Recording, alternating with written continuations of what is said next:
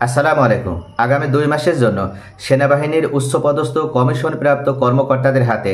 নির্বাহী ম্যাজিস্ট্রেটের ক্ষমতা প্রদান করা হয়েছে। এক্ষেত্রে এই ক্ষমতা প্রদান করার জন্য গতকাল 17 সেপ্টেম্বর রাষ্ট্রপতির নির্দেশক্রমে একটি প্রজ্ঞাপন জারি করা হয়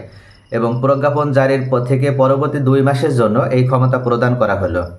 এমত অবস্থায় সাধারণ ভূমি মালিকগণ যারা আছে তাদের জন্য এই প্রজ্ঞাপন অত্যন্ত সুখবর প্রদান করছে। কেননা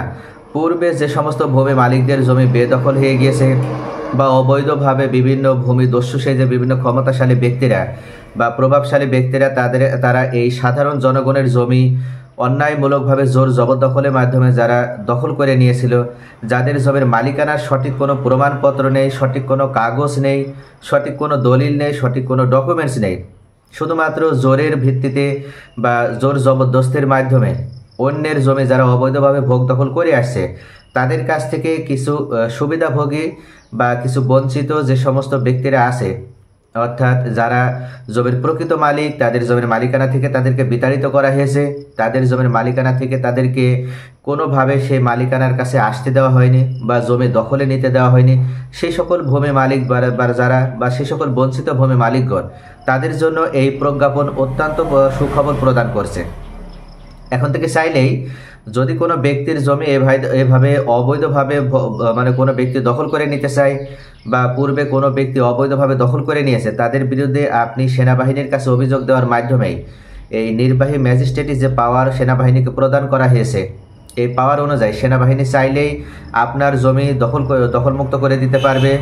এবং আপনার জমি যে অবৈধভাবে যারা দখল করে রেখেছে তাদের বিরুদ্ধে আইনানুগ ব্যবস্থা গ্রহণ করতে পারবে। পাশাপাশি এই যে নির্বাহী ম্যাজিস্ট্রেটের যে ক্ষমতা প্রদান করা হয়েছে সেনাবাহিনীদেরকে, সেনাবাহিনী মূলত কয়েকটি ধারা সেখানে সংযোজন করা হয়েছে। এই ধারার অন্তর্গত যে বিষয়গুলো আছে সেই বিষয়গুলোর ক্ষেত্রে ওনারা ক্ষমতা প্রদর্শন করতে পারবে। এক্ষেত্রে সেনাবাহিনীকে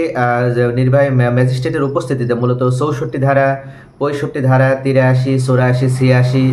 95, 100, 105, 107, 109, 110, 126, 127, 128, 130, 133 ও 142 এর যে ফৌজদারি কার্যবিধির যে ধারাগুলো আছে এর অভ্যন্তরীণ যে বিষয়গুলো, এর অন্তর্গত বিষয়ে সেনাবাহিনীর এই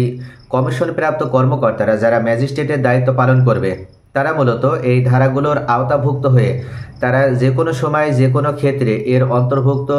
বিষয়গুলো প্রয়োগ করতে পারবে। এক্ষেত্রে সবথেকে গুরুত্বপূর্ণ যে বিষয় সেটি হচ্ছে ভবঘুরে বা কোনো ব্যক্তি যদি সাধারণত কোনো ব্যক্তির প্রতি সন্দেহ হয় কোনো সেনাবাহিনীর বা এই কর্মকর্তাদের, সেক্ষেত্রে ওনারা ম্যাজিস্ট্রেটি পাওয়ার প্রদর্শন করার মাধ্যমে ওই ব্যক্তিকে গ্রেপ্তার করতে পারবে, এমনকি তার বিরুদ্ধে গ্রেপ্তারি পরোয়ানা জারি করতে পারবে, তার বিরুদ্ধে ওয়ারেন্ট জারি করতে পারবে। এছাড়া যদি কোনো ব্যক্তির বিরুদ্ধে ভুল করে কোনো ওয়ারেন্ট জারি হয়ে যায় সেক্ষেত্রে আবার ওয়ারেন্ট উঠিয়ে নিয়ে তাকে ছেড়েও দেওয়ার ক্ষমতা রাখতে পারবে। এছাড়া যেখানে সেখানে সাধারণত হচ্ছে সরকারের অনুমতি ছাড়া যদি কেউ কোনো পক্ষ গণসমাবেশ করার চেষ্টা করে তাহলে সেই গণসমাবেশ ছত্রভঙ্গ করে দেওয়ার ক্ষমতাও দেওয়া হয়েছে সেনাবাহিনীর এই কমিশনপ্রাপ্ত কর্মকর্তাদের।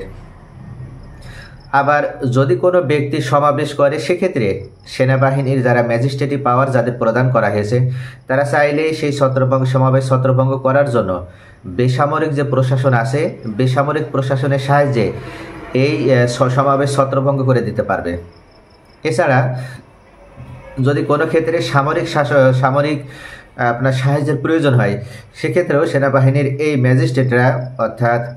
এই কমিশনপ্রাপ্ত ম্যাজিস্ট্রেট যারা থাকবে তারা সামরিক সহায়তা গ্রহণ করার মাধ্যমে সমাবেশ ছত্রভঙ্গ করতে পারবে। এছাড়া কোনো ব্যক্তি বা ব্যক্তিবর্গ যদি অন্যায়ের সাথে জড়িত হয় সেক্ষেত্রে উক্ত ব্যক্তি বা ব্যক্তিবর্গকে সাথে সাথে সেনাবাহিনীর এই কমিশনপ্রাপ্ত ম্যাজিস্ট্রেটি পাওয়ার সম্পন্ন যে ব্যক্তিবর্গ থাকবে বা ম্যাজিস্ট্রেট হিসেবে যারা দায়িত্বশীল থাকবে তারা উক্ত ব্যক্তির বিরুদ্ধে যখন গ্রেপ্তারি পরোয়ানা জারি করবে সেই সময় সেই ব্যক্তির শারীরিক তল্লাশি করতে পারবে, এমনকি তার কাছে কোনো ধরনের অবৈধ কোনো কিছু আছে কিনা সেই বিষয়টিও তারা যাচাই বাছাই করে দেখতে পারবে। এমত অবস্থায় আরেকটি বিষয় সেটা হচ্ছে এই নির্বাহী ম্যাজিস্ট্রেটদেরকে আবার শাস্তি প্রদানের ক্ষমতাও প্রদান করা হয়েছে। অর্থাৎ ওনারা চাইলেই যদি কোনো ব্যক্তি এভাবে দোষী সাব্যস্ত হয়ে থাকে তাহলে সেই দোষী সাব্যস্ত হওয়া ব্যক্তির বিরুদ্ধে সর্বোচ্চ 2 বছর পর্যন্ত ওনারা কারাদণ্ড প্রদান করতে পারবেন। তবে এই সাজা কোনোভাবেই কিন্তু 2 বছরের বেশি হবে না, অর্থাৎ 2 বছর পর্যন্ত ওনারা সাজা প্রদান করতে পারবেন। এমত অবস্থায় ওনারা 2009 সালে যে মোবাইল কোড আইন আছে, সেই 2009 সালে মোবাইল কোড আইনের আওতাভুক্ত হয়ে জেলা নির্বাহী ম্যাজিস্ট্রেটের দ্বারাও বিভিন্ন যে অপরাধগুলো আছে সেই অপরাধের বিরুদ্ধে ওনারা পদক্ষেপ গ্রহণ করতে পারবে। তার ভিতরে অন্যতম যে ফৌজদারি অপরাধ, সেটা হচ্ছে অন্যায়মূলকভাবে বা জোর জবরদস্তের মাধ্যমে বা কোনো ব্যক্তি কূটকৌশল বা প্রতারণার মাধ্যমে যদি জমির প্রকৃত মালিককে বঞ্চিত করে তাদের জমি অবৈধভাবে যদি দখল করে নিতে চায় বা যদি দখল করে থাকে, সেক্ষেত্রে ওই জমির প্রকৃত মালিকের দখল ফিরিয়ে দেওয়ার জন্য 2009 সালে মোবাইল কোর্টের মাধ্যমে জেলা নির্বাহী ম্যাজিস্ট্রেটের দ্বারা সেনাবাহিনীর কমিশন প্রাপ্ত এই ম্যাজিস্ট্রেটি পাওয়ার প্রাপ্ত যে ব্যক্তিবর্গ আছে তারা এই ক্ষেত্রেও ক্ষমতা প্রয়োগ করতে পারবে। এ বিষয়ে অবশ্যই মনে রাখতে হবে যে কোনো ক্ষেত্রে দেখা যাচ্ছে যে পূর্বে জমি বেদখল হয়ে গেছে বা যারা জমি দখল করে রেখেছে তারা দীর্ঘদিন ধরে ওই জমি ভোগ দখল করে আসে এবং তারা সেখানে একটা অবৈধভাবেই হোক বা জাল জালিয়াতের মাধ্যমেই হোক সেখানে তারা একটি দলিলও তৈরি করে ফেলেছে। এমনকি সেই দলিল অনুযায়ী তারা প্রতারণার মাধ্যমে ওই জমিটি দীর্ঘদিন ধরে ভোগ দখল করে আসছে এবং সর্বশেষ যে রেকর্ডগুলো হয়েছে সেই রেকর্ডগুলোতে তারা এই অবৈধ মালিক যারা তারা তাদের নাম অন্তর্ভুক্ত করে ফেলেছে। এরকম যদি কোনো সমস্যা হয় বা এরকম যদি কোনো সিচুয়েশন হয়, সেক্ষেত্রে এই সমাধান কিন্তু সেনাবাহিনী প্রদান করতে পারবে না, এটা সমাধান কোর্টে আপনাকে নিতে হবে। অর্থাৎ আপনি যদি জমির প্রকৃত মালিক হয়ে থাকেন এবং আপনাকে যদি আপনার জমি থেকে যদি বিতাড়িত করা হয়ে থাকে, সেক্ষেত্রে যারা আপনার বিরুদ্ধে এ ধরনের পদক্ষেপ গ্রহণ করেছে আপনি তাদের বিরুদ্ধে কোর্টে মামলা দায়ের করবেন দখল পুনরুদ্ধারের জন্য। আর আপনার জমি যদি তাদের নামে রেকর্ড হয়ে যায় তাহলে রেকর্ড কারেকশনের মামলা করতে হবে। আপনি ঘোষণামূলক যে মামলা আছে অর্থাৎ সুনির্দিষ্ট প্রতিকার আইনের 42 ধারা অনুযায়ী সেই ঘোষণামূলক মামলা করবেন। এই মামলাগুলো করার মাধ্যমে আপনি আপনার জমির দখল ফিরে পাবেন এবং অবৈধভাবে যারা এতদিন আপনার জমি ভোগ দখল করে আসছিল তাদের বিরুদ্ধে ব্যবস্থা গ্রহণ করতে পারবেন। তাহলে এই বিষয়টি কিন্তু আপনাকে মনে রাখতে হবে যে এই ক্ষেত্রে কিন্তু আপনি সেনাবাহিনীর থেকে আপনি তাৎক্ষণিক হেল্প গ্রহণ করতে পারবেন না। অর্থাৎ এই যে 2 মাসের জন্য সেনাবাহিনীদেরকে যে নির্বাহী ম্যাজিস্ট্রেটের ক্ষমতা প্রদান করা হয়েছে, ওনারা চাইলেই আমি যে ধারাগুলো বললাম এই ধারাগুলোর আওতাভুক্ত যে সমস্যাগুলো বা যে অপরাধগুলো আছে তার বিরুদ্ধে ওনারা ব্যবস্থা গ্রহণ করতে পারবেন। কিন্তু রেকর্ডীয় যে সমস্যা বা অবৈধভাবে মালিক তার জমি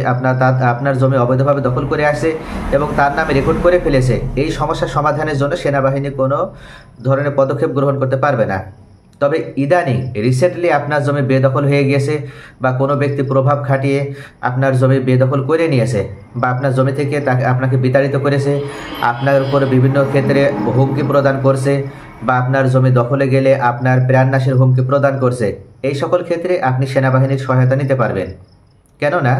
এই যে অপরাধ এগুলো একটা ফৌজদারি অপরাধের অন্তর্ভুক্ত, আর ফৌজদারি অপরাধের অন্তর্ভুক্ত হওয়ার কারণে সেনাবাহিনীর পক্ষ থেকে যারা নির্বাহী ম্যাজিস্ট্রেটের দায়িত্ব পালন করবে তারা সরাসরি সেখানে উপস্থিত হয়ে যে ব্যক্তি দোষী তার বিরুদ্ধে ওনারা পদক্ষেপ গ্রহণ করতে পারবেন।